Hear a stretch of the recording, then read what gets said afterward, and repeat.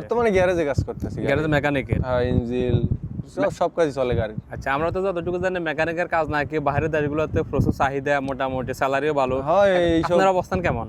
আমার বেতন মোটামুটি মাস শেষে দেয় 130 টাকার মতো, আর এমনি ডেইলি 1.5 টাকা করে দেয়। তারপরে আর 5-6 টাকা আর কি আছে, 10 টাকা 15 টাকা মাস শেষে পাওয়া যায় আর কি। ডিউটি 12 ঘন্টা 12.5 ঘন্টা এরকম, সকাল 8টা থেকে রাত 8টা 8:30।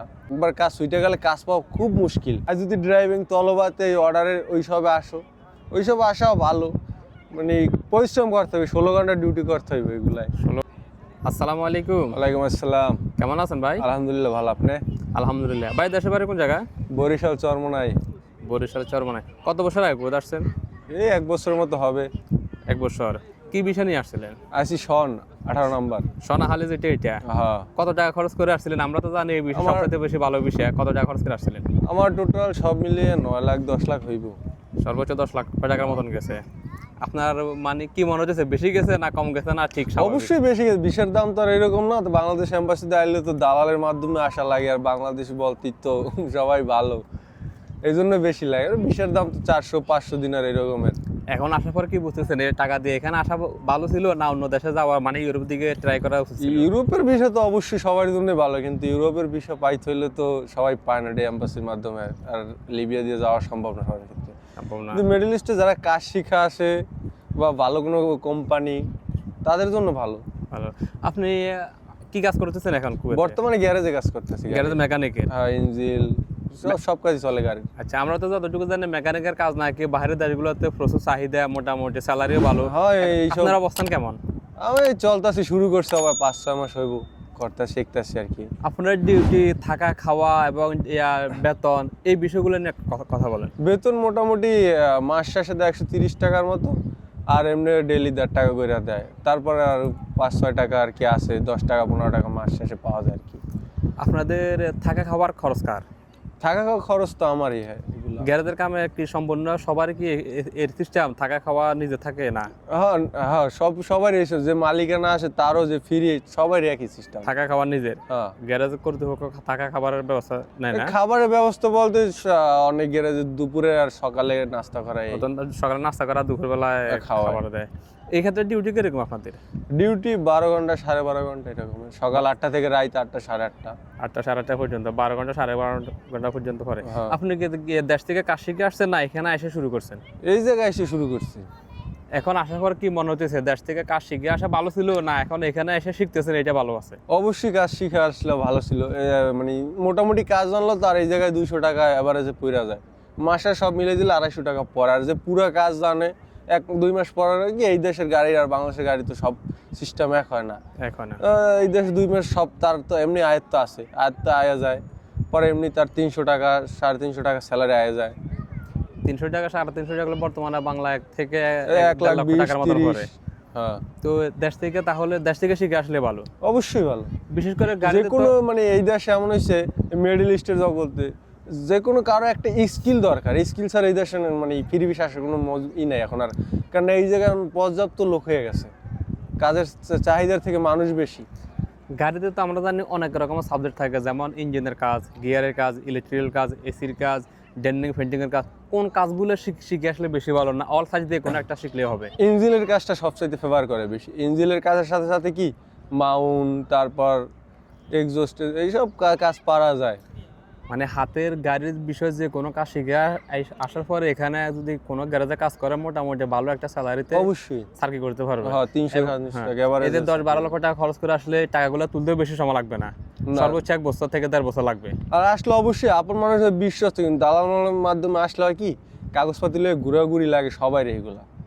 কারণ মন্দুক পায় অ্যাড্রেস, এখন তো আর অ্যাড্রেসের প্রবলেম, আগে তো বইতে অ্যাড্রেস দিত, এখন অ্যাড্রেস নিজের কিনা লওয়া লাগে। 120 টাকা 100 টাকা খরচ যায় এখন। তাও নিশ্চয় জানে এর কিছুদিন পরে দেখা যাচ্ছে কেটে দিছে, 1-2 মাস পরে কেটে দেবে। বিল্ডিং ভেঙে গেলে তো কিটে দেন, ওটা লাইসেন্স শেষ হয়ে গেলে। এখন নতুন যারা আমার ভিডিওগুলো নতুন যারা আসে, বেশিরভাগ তারাই দেখে, আমার সাবস্ক্রাইবারগুলো তারাই বেশি। তাদের কি পরামর্শ দেওয়ার আছে আপনার? পরামর্শ বলতে, যদি কেউ আসার ইচ্ছা থাকে, আমার মতে যদি বাংলাদেশে কেউ এভারেজে 20,000-25,000 টাকা কামায়, তাহলে পারফেক্ট। কারণ এই জায়গায় এসে আগের মতন অনেক আছে 400, 500, 2 লাখ 3 লাখ টাকা বাংলাদেশি টাকা ইনকাম করে নিয়ে গেছে।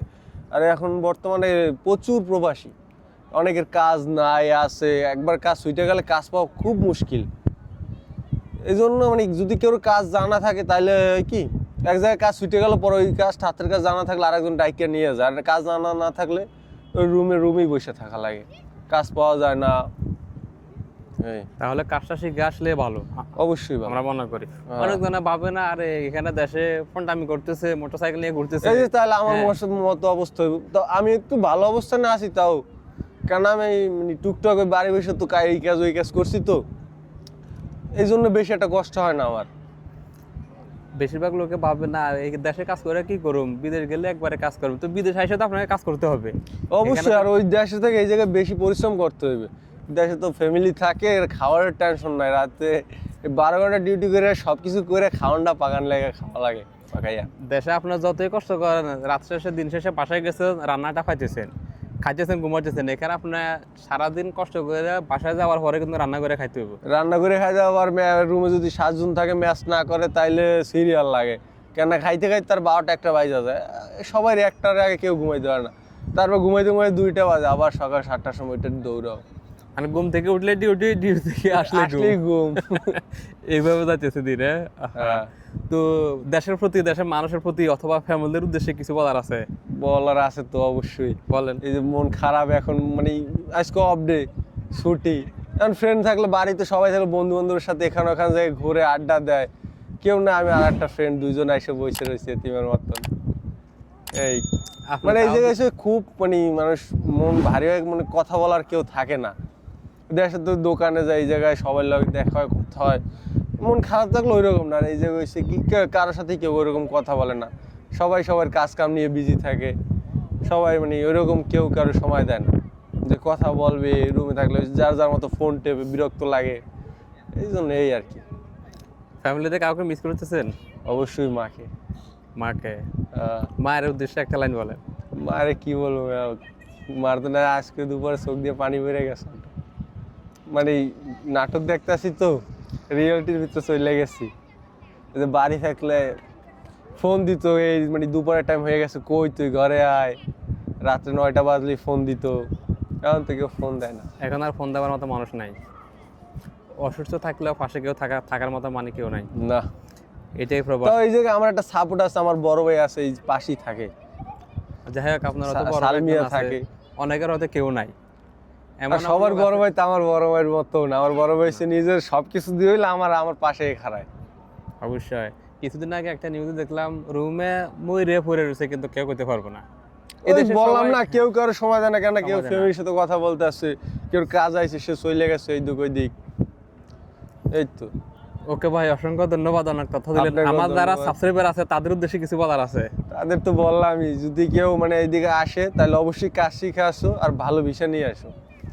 শনটন এমনি রাইসনের বিষয় আছে, খাদেম নিয়ে আর এই জায়গায় আইসো না।